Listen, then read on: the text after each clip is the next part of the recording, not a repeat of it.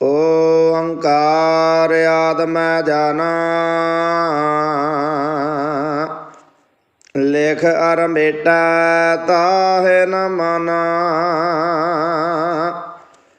ओंकार लख जो कोई सोई लाख मेटना न होई। वाहिगुरु जी का खालसा वाहिगुरु जी की फतेह। ਧੰਨ ਧੰਨ ਸਤਿਗੁਰੂ ਗਰੀਬ ਨਵਾਜ ਸਾਹਿਬ ਸ੍ਰੀ ਗੁਰੂ ਗ੍ਰੰਥ ਸਾਹਿਬ ਮਹਾਰਾਜ ਅੰਗ 340। ਭਗਤਾਂ ਕੀ ਬਾਣੀ ਦੇ ਅੰਤਰਗਤ ਗੌੜੀ ਰਾਗ ਦੇ ਵਿੱਚ ਸ੍ਰੀ ਕਬੀਰ ਜੀਓ ਕੀ ਬਾਣੀ 52 ਅੱਖਰੀ ਪਾਤਸ਼ਾਹ ਜੀ ਦੀ ਬਾਣੀ ਦੀ 6ਵੀਂ ਪੌੜੀ। ਕਹਿੰਦੇ ਓੰਕਾਰ ਆਦਿ ਮੈਂ ਜਾਣਾ ਲੇਖ ਅਰ ਮੇਟਾ ਤਾਹਿ ਨਾ ਮਾਨਾ। ਓੰਕਾਰ ਆਦਿ ਮੈਂ ਜਾਣਾ ਅਰਥਾਤ ਕਿ ਓੰਕਾਰ ਅੱਖਰ ਦੇ ਪਰਥਾਏ ਕਬੀਰ ਪਾਤਸ਼ਾਹ ਫਰਮਾਨ ਕਰਦੇ ਹਨ ਕਿ ਭਾਈ ਸਭ ਤੋਂ ਪਹਿਲਾਂ ਤਾਂ ਮੈਂ ਓੰਕਾਰ ਸਰੂਪ ਪਰਮੇਸ਼ਰ ਨੂੰ ਹੀ ਸਾਰੀ ਸ੍ਰਿਸ਼ਟੀ ਦਾ ਆਦਿ ਕਰਕੇ ਆਰੰਭ ਕਰਕੇ ਮੁੱਢ ਕਰਕੇ ਆਗਾਜ਼ ਕਰਕੇ ਜਾਣਿਆ।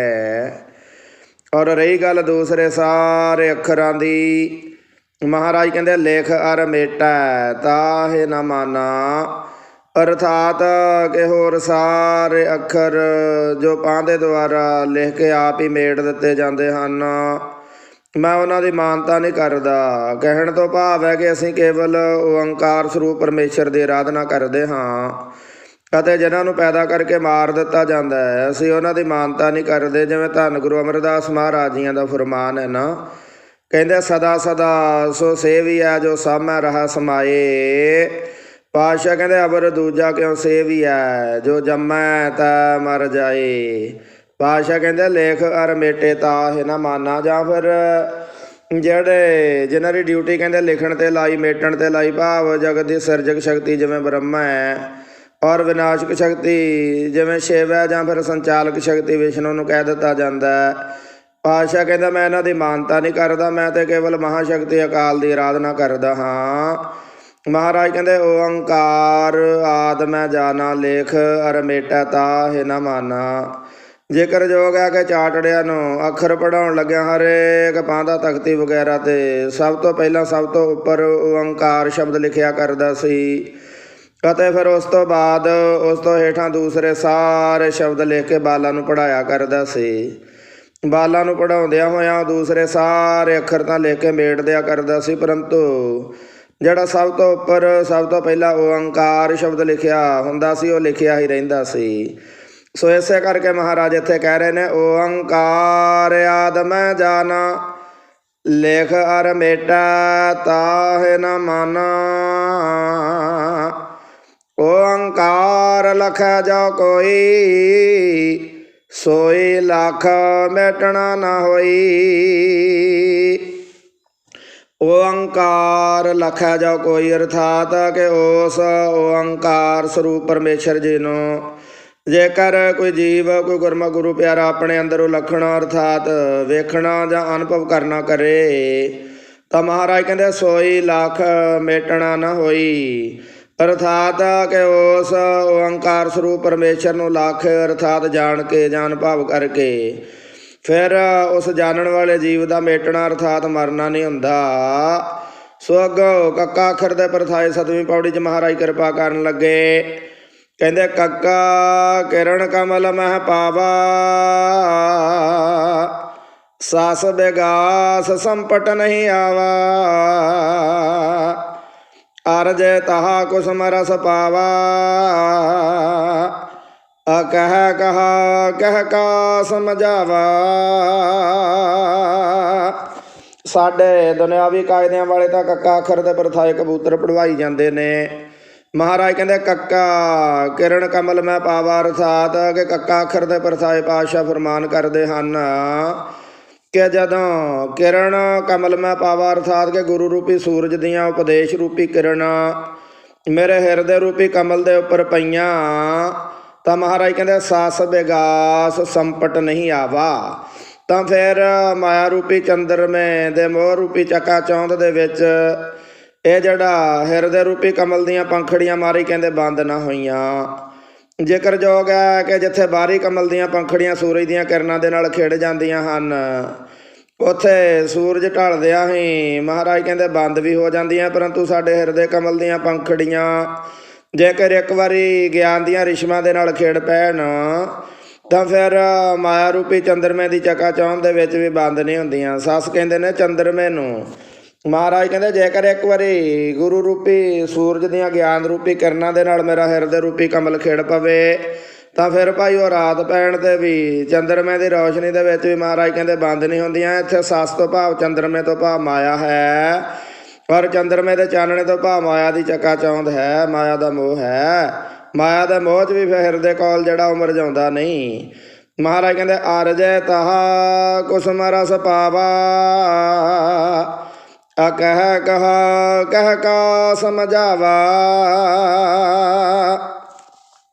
ਅਰਜੈ ਤਹਾ ਕੁਸਮ ਰਸ ਪਾਵਾ, ਅਰਥਾਤ ਕਿ ਜੇਕਰ ਮੈਂ ਉੱਥੇ ਹਿਰਦੇ ਕਮਲ ਵਿਚਲੇ ਨਾਮ ਰਸ ਨੂੰ ਪ੍ਰਾਪਤ ਕਰ ਲਵਾਂ, ਨਾਮ ਰਸ ਨੂੰ ਪਾਉਣਾ ਕਰਾਂ, ਅਤੇ ਮਹਾਰਾਜ ਕਹਿੰਦੇ ਅਕਹਿ ਕਹਾ ਕਹਿ ਕਾ ਸਮਝਾਵਾਂ। ਅਕਹਿ ਕਹਾ ਅਰਥਾਤ ਕਿ ਉਸ ਨਾਮ ਰਸ ਨੂੰ ਪ੍ਰਾਪਤ ਕਰਨ ਤੋਂ ਉਪਰੰਤ ਜੇਕਰ ਮੈਂ ਅਕਹਿ ਨੂੰ ਕਹਿਣਾ ਕਰਾਂ, ਨਾ ਆਖਣ ਵਾਲੇ ਨੂੰ ਆਖਣਾ ਕਰਾਂ, ਭਾਵ ਕਿ ਅਕਥ ਨੂੰ ਕਥਨਾ ਕਰਾਂ, ਤਾਂ ਇਸ ਤਰ੍ਹਾਂ ਭਲਾ ਮੈਂ ਕਹਿ ਕੇ ਕੀ ਸਮਝਾ ਸਕਦਾ? ਕਹਿ ਕਾ ਸਮਝਾਵਾਂ, ਭਾਵ ਕਿ ਕੁਝ ਵੀ ਨਹੀਂ ਸਮਝਾ ਸਕਦਾ, ਅਰਥਾਤ ਕਿ ਉਸ ਦਾ ਆਨੰਦ ਭਾਈ ਕਥਨੀ ਤੋਂ ਬਾਹਰ ਹੈ। ਸੋ ਅੱਗੋਂ ਖੱਖਾ ਅੱਖਰ ਦੇ ਪਰਥਾਏ ਪਾਤਸ਼ਾਹ 8ਵੀਂ ਪੌੜੀ ਦੇ ਵਿੱਚ ਕਿਰਪਾ ਕਰਨ ਲੱਗੇ ਨੇ। ਕਹਿੰਦੇ ਖੱਖਾ ਇਹ ਖੋੜ ਮਨ ਆਵਾ, ਖੋੜੇ ਛਾੜ ਨੰਦ ਹੈ ਦਿਸ ਧਾਵਾ, ਖਸਮ ਹੈ ਜਾਣ ਖਿਮਾ ਕਰ ਰਹਾ, ਤੋ ਹੋਏ ਨਿਖਿਓ ਅਖੈ ਪਦ ਲਹਾ। ਖੱਖਾ ਇਹ ਖੋੜ ਮਨ ਆਵਾ, ਅਰਥਾਤ ਕਿ ਖੱਖਾ ਅੱਖਰ ਦੇ ਪਰਥਾਏ ਪਾਤਸ਼ਾਹ ਫਰਮਾਨ ਕਰਦੇ ਹਨ ਕਿ ਜਦੋਂ ਮੇਰਾ ਮਨ ਰੂਪੀ ਪੰਛੀ ਇਸ ਅੰਤਸ਼ਕਰਨ ਰੂਪੀ ਖੋੜ ਦੇ ਵਿੱਚ ਆਇਆ, ਦਸੋਂ ਦੁਆਰ ਰੂਪੀ ਖੋੜ ਦੇ ਵਿੱਚ ਆਇਆ, ਹਿਰਦੇ ਰੂਪੀ ਖੋੜ ਦੇ ਵਿੱਚ ਆਇਆ, ਸਹਿਜ ਰੂਪੀ ਖੋੜ ਦੇ ਵਿੱਚ ਆਇਆ, ਸਵੈ ਸਰੂਪ ਰੂਪੀ ਖੋੜ ਦੇ ਵਿੱਚ ਆਇਆ, ਆਤਮਾ ਰੂਪੀ ਖੋੜ ਦੇ ਵਿੱਚ ਆਇਆ, ਤਾਂ ਮਹਾਰਾਜ ਕਹਿੰਦੇ ਖੋੜਾ ਛਾੜ ਨਾ ਦੈ ਦਿਸਤਾਵਾ, ਅਰਥਾਤ ਕਿ ਫਿਰ ਇਸ ਅੰਤਸ਼ਕਰਨ ਰੂਪੀ ਖੋੜ ਨੂੰ ਛੱਡ ਕੇ, ਖੋੜ ਨੂੰ ਛੱਡ ਕੇ ਮਹਾਰਾਜ ਕਹਿੰਦੇ ਦਸਾਂ ਦਿਸ਼ਾਵਾਂ ਦੇ ਵੱਲ ਕਦੇ ਵੀ ਦੌੜਿਆ ਨਾ, ਭਟਕਿਆ ਨਾ, ਭੱਜਿਆ ਨਾ, ਉਡਾਰੀ ਨਾ ਮਾਰੀ। ਕਹਿੰਦੇ ਖਿਮਾ ਖਸਮ ਹੈ ਜਾਣ ਖਿਮਾ ਕਰ ਰਹਾ, ਤੋ ਹੋਏ ਨਿਖਿਓ ਅਖੈ ਪਦ ਲਹਾ। ਖਸਮ ਹੈ ਜਾਣ ਖਿਮਾ ਕਰ ਰਹਾ, ਅਰਥਾਤ ਕਿ ਇਸ ਤਰ੍ਹਾਂ ਜਦੋਂ ਮੇਰਾ ਮਨ ਰੂਪੀ ਪੰਛੀ ਮਹਾਰਾਜ ਕਹਿੰਦੇ ਉਸ ਅਕਾਲ ਪੁਰਖ ਵਾਹਿਗੁਰੂ ਰੂਪੀ ਖਸਮ ਨੂੰ ਜਾਣ ਕੇ ਖਿਮਾ ਅਰਥਾਤ ਗਰੀਬੀ ਆਦਿ ਗੁਣਾਂ ਨੂੰ ਧਾਰਨ ਕਰਕੇ ਰਹਿਣਾ ਕਰੇ, ਤਾਂ ਮਹਾਰਾਜ ਕਹਿੰਦੇ ਤੋ ਹੋਏ ਨਿਖਿਓ ਅਖੈ ਪਦ ਲਹੈ, ਤਾਂ ਫਿਰ ਉਹ ਅਬਨਾਸ਼ੀ ਹੋ ਕੇ ਮਹਾਰਾਜ ਕਹਿੰਦੇ ਅਬਨਾਸ਼ੀ ਪਦਵੀ ਨੂੰ ਲੱਭ ਲੈਂਦਾ। ਨਿਖਿਓ ਵੀ ਅਬਨਾਸ਼ੀ ਹੁੰਦਾ, ਅਖੈ ਵੀ ਅਬਨਾਸ਼ੀ ਹੁੰਦਾ, ਅਮਰ ਪਦਵੀ ਨੂੰ ਪ੍ਰਾਪਤ ਕਰਕੇ ਮਹਾਰਾਜ ਕਹਿੰਦੇ ਅਮਰ ਹੋ ਜਾਂਦਾ। ਫਿਰ ਸੋ ਅੱਗੋਂ 9ਵੀਂ ਪੌੜੀ ਦੇ ਵਿੱਚ ਗੱਗਾ ਅੱਖਰ ਦੇ ਪਰਥਾਏ ਮਹਾਰਾਜ ਫਰਮਾਨ ਕਰਨ ਲੱਗੇ ਨੇ। ਕਹਿੰਦਾ ਗੱਗਾ ਗੁਰ ਕੇ ਬਚਨ ਪਛਾਨਾ, ਦੂਜੇ ਬਾਤ ਨਾ ਧਰਾਈ ਕਾਨਾ, ਆ ਰਹਾ ਬੇਹੰਗਮ ਕਤਹ ਨਾ ਜਾਈ, ਆ ਗਹ ਗਹ ਗਹ ਗਗਨ ਰਹਾਈ। ਗੱਗਾ ਗੁਰ ਕੇ ਬਚਨ ਪਛਾਨਾ, ਅਰਥਾਤ ਕਿ ਗੱਗਾ ਅੱਖਰ ਦੇ ਪਰਥਾਏ ਮਹਾਰਾਜ ਫਰਮਾਨ ਕਰਦੇ ਹਨ ਕਿ ਜਿਨ੍ਹਾਂ ਵੀ ਗੁਰਮੁਖਾਂ ਗੁਰੂ ਪਿਆਰਿਆਂ ਨੇ ਗੁਰੂ ਮਹਾਰਾਜ ਜੀਆਂ ਦੇ ਬਚਨਾਂ ਦੇ ਦੁਆਰਾ ਉਸ ਅਕਾਲ ਪੁਰਖ ਵਾਹਿਗੁਰੂ ਨੂੰ ਪਛਾਣਨਾ ਕੀਤਾ, ਉਹ ਮਹਾਰਾਜ ਕਹਿੰਦੇ ਦੂਜੀ ਬਾਤ ਨਾ ਧਰਾਈ ਕਾਨਾ, ਅਰਥਾਤ ਕਿ ਉਸ ਅਕਾਲ ਪੁਰਖ ਵਾਹਿਗੁਰੂ ਜੀ ਦੀ ਇੱਕ ਸਿਫਤ ਸਲਾਹ ਤੋਂ ਬਗੈਰ ਕਿਸੇ ਦੂਸਰੀ ਗੱਲ ਦੇ ਵੱਲੋਂ ਗੁਰਮੁਖ ਗੁਰੂ ਪਿਆਰੇ ਤਾਂ ਆਪਣਾ ਕੰਨ ਵੀ ਨਹੀਂ ਧਰਦੇ। ਮਹਾਰਾਜ ਕਹਿੰਦੇ ਭਾਵ ਕਿ ਸੁਣਨਾ ਤੱਕ ਨਹੀਂ ਕਰਦੇ। ਕਹਿੰਦੇ ਰਹਾ ਬੇਹੰਗਮ ਕਤਹ ਨਾ ਜਾਈ, ਅਗਹ ਗਹ ਗਹ ਗਗਨ ਰਹਾਈ। ਰਹਾ ਬੇਹੰਗਮ, ਬੇਹੰਗਮ ਉਂਝ ਪੰਛੀ ਨੂੰ ਕਹਿੰਦੇ ਨੇ, ਭਾਵ ਕਿ ਪੰਛੀਆਂ ਵਾਂਗੂ ਨਿਰਮੋਹ ਹੋ ਕੇ ਰਹਿਣਾ ਕਰਦੇ ਨੇ ਗੁਰਮੁਖ। ਅਤੇ ਮਹਾਰਾਜ ਕਹਿੰਦੇ ਕਤਹ ਨਾ ਜਾਈ, ਅਰਥਾਤ ਕਿ ਆਪਣਾ ਮਨ ਕਰਕੇ ਕਿਧਰੇ ਵੀ ਨਹੀਂ ਜਾਂਦੇ, ਉਹ ਤਾਂ ਟੇਕੇ ਬੈਠੇ ਰਹਿੰਦੇ ਨੇ ਹਿਰਦੇ ਦੇ ਵਿੱਚ। ਕਹਿੰਦੇ ਅਗਾਹ ਗਾਹ ਗਹਿ ਗਗਨ ਰਹਾਈ। ਅਗਾਹ ਜਿਹੜਾ ਫੜਿਆ ਨਹੀਂ ਜਾ ਸਕਦਾ, ਆਕਾਸ਼ ਵਾਤਾਂ ਨਿਰਲੇਪ ਹੈ ਪਰਮੇਸ਼ਰ, ਉਹਨੂੰ ਆਪਣੇ ਸੁਰਤੀ ਦੇ ਹੱਥਾਂ ਨਾਲ ਮਹਾਰਾਜ ਕਹਿੰਦੇ ਘੁੱਟ ਕੇ ਫੜ ਕੇ ਰੱਖਦੇ ਨੇ। ਅਗਾਹ ਗਾਹ ਭਾਵ ਕਿ ਫੜ ਪਰਮੇਸ਼ਰ ਨੂੰ ਫੜਨਾ ਕਰਦੇ ਨੇ। ਤੇ ਇੱਕ ਵਾਰੀ ਫੜ ਕੇ ਨਾ ਗਹਿ ਗਗਨ ਰਹਾਈ, ਉਸ ਨੂੰ ਪਕੜ ਕੇ ਗਗਨ ਅਰਥਾਤ ਦਸੋਂ ਦੁਆਰ ਦੇ ਵਿੱਚ ਰਹਿਣਾ ਕਰਦੇ ਨੇ। ਭਰਵੱਟਿਆਂ ਤੋਂ ਉੱਪਰ ਦੇ ਸਰੀਰ 'ਚ ਰਹਿਣਾ ਕਰਦੇ ਨੇ, ਇੰਦਰੀਆਂ ਤੋਂ ਚੇਰੇ ਹੋ ਕੇ ਰਹਿਣਾ ਕਰਦੇ ਨੇ। ਸੋ ਅੱਗੋਂ 10ਵੀਂ ਪੌੜੀ ਦੇ ਵਿੱਚ ਘੱਗਾ ਅੱਖਰ ਦੇ ਪ੍ਰਥਾਏ ਮਹਾਰਾਜ ਫਰਮਾਨ ਕਰਨ ਲੱਗੇ। ਕਹਿੰਦਾ ਘੱਗਾ ਘੜ ਘਟ ਨਿਮਸੈ ਸੋਈ, ਘਾਟ ਫੂਟੇ ਘਟ ਕਭੈ ਨ ਹੋਈ। ਤਾ ਘਾਟ ਮਾਹ ਘਾਟ ਜੋ ਪਾਵਾ, ਸੋ ਘਾਟ ਛਾੜ ਅਵਕਟ ਕਤ ਧਾਵਾ। ਘੱਗਾ ਘਾਟ ਘਾਟ ਨਿਮਸੈ ਸੋਈ, ਘਾਟ ਕਹੀਏ ਘੜੇ ਨੂੰ, ਘੜਾ ਕਹੀਏ ਸਰੀਰ ਅਥਵਾ ਹਿਰਦੇ ਨੂੰ, ਅੰਤਸ਼ਕਰਣ ਨੂੰ। ਘੱਗਾ ਘਾਟ ਘੜ ਨਿਮਸੈ ਸੋਈ ਅਰਥਾਤ ਕਿ ਘੱਗਾ ਅੱਖਰ ਦੇ ਪ੍ਰਥਾਏ ਮਹਾਰਾਜ ਫਰਮਾਨ ਕਰਦੇ ਹਨ ਕਿ ਉਹ ਅਕਾਲ ਪੁਰਖ ਵਾਹਿਗੁਰੂ ਘੜ ਘੜ ਦੇ ਵਿੱਚ, ਘੜੇ ਘੜੇ ਦੇ ਵਿੱਚ, ਕੱਲੇ ਕੱਲੇ ਸਰੀਰ ਦੇ ਵਿੱਚ ਭਾਈ ਨਿਮਸੈ ਅਰਥਾਤ ਨਿਵਾਸ ਕਰ ਰਿਹਾ।